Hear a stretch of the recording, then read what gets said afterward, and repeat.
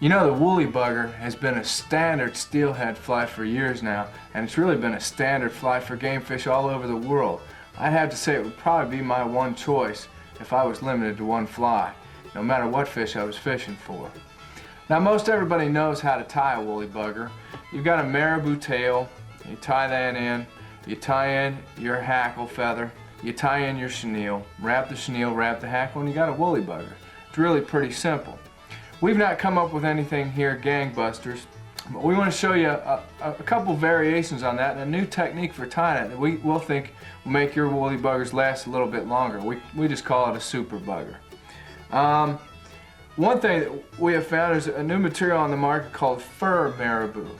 And fur marabou actually seems to have a lot better action in the water than standard marabou, and it lasts a lot longer. It's a lot more durable than marabou.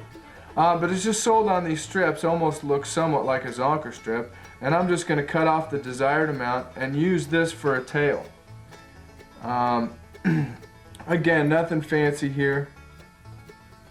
I'm just going to cut that off, start my thread, and tie in that tail. Now, by the way, the hook I'm using here is a 1710 Daiichi, which is just a standard streamer hook. Any 4X heavy wire streamer hook will work for these steelhead buggers. But I want that tail to be maybe about the same length as the hook shank.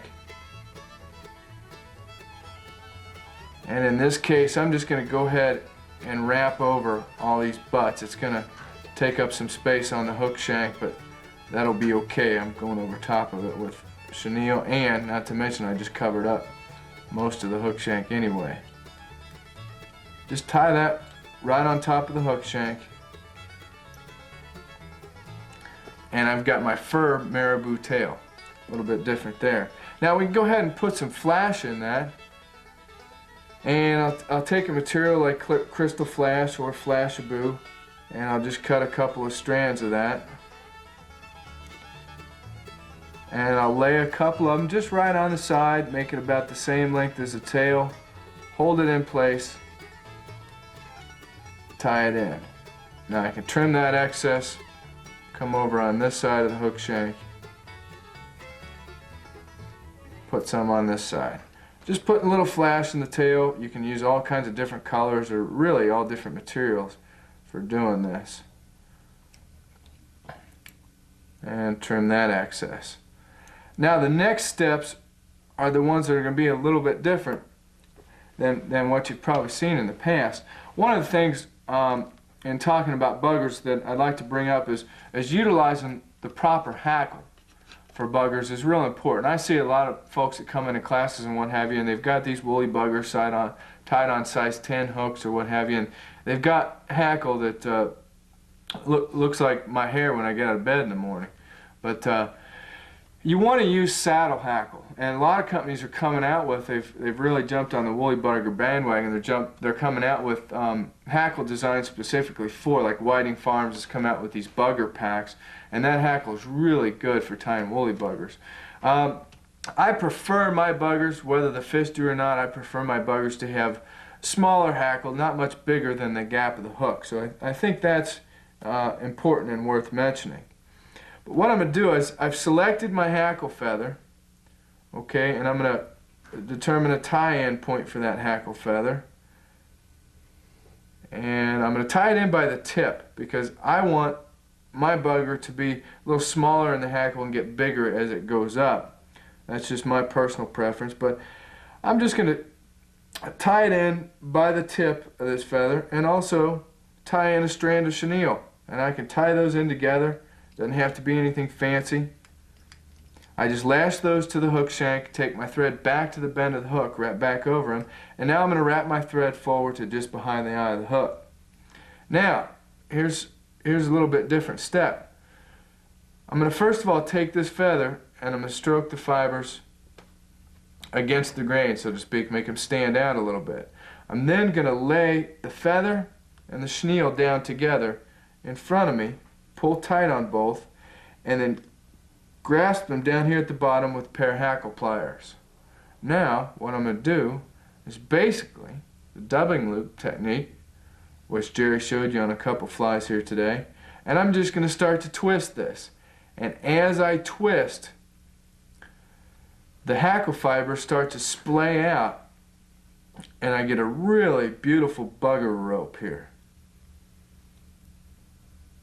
Keep twisting. The tighter I get it, the tighter the chenille gets, and the more these hackle fibers splay out.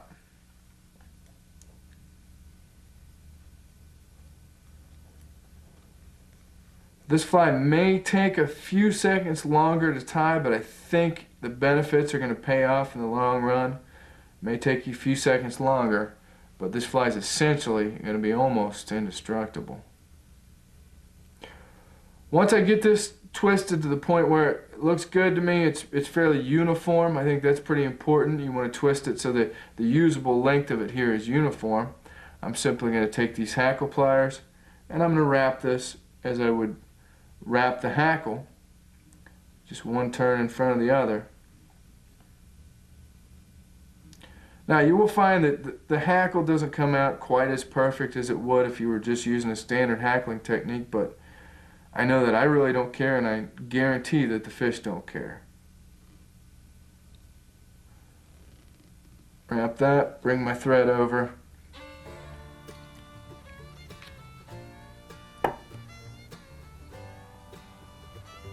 Trim the excess, and I've got a basically indestructible super bugger. Now, as we said, the woolly bugger is just a fantastic fishing fly and really just a great fly for steelhead, and it's pretty easy to tie. There's all kinds of different versions, different ways you can tie them, and different materials you can use for the different components. This is one that Ray Schmidt, again from Wellston, Michigan, up on the Manistee, designed.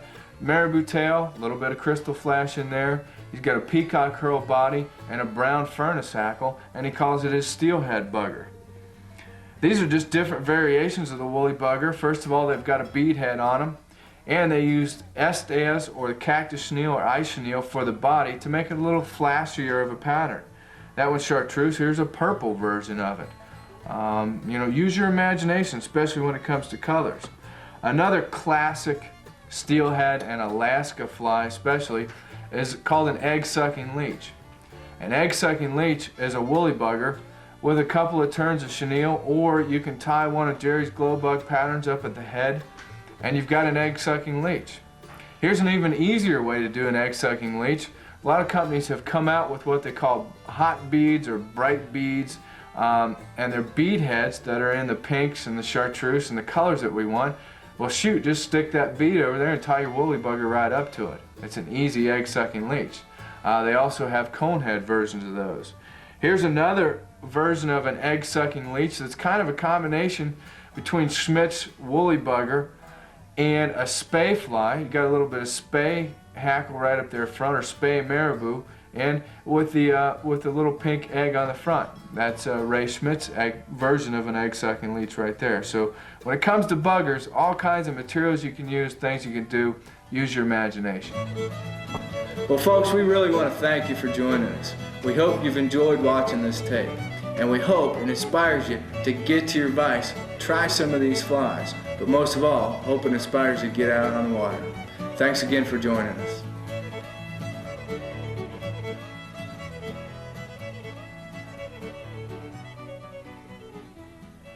If you like this video, hit subscribe. It helps out a lot.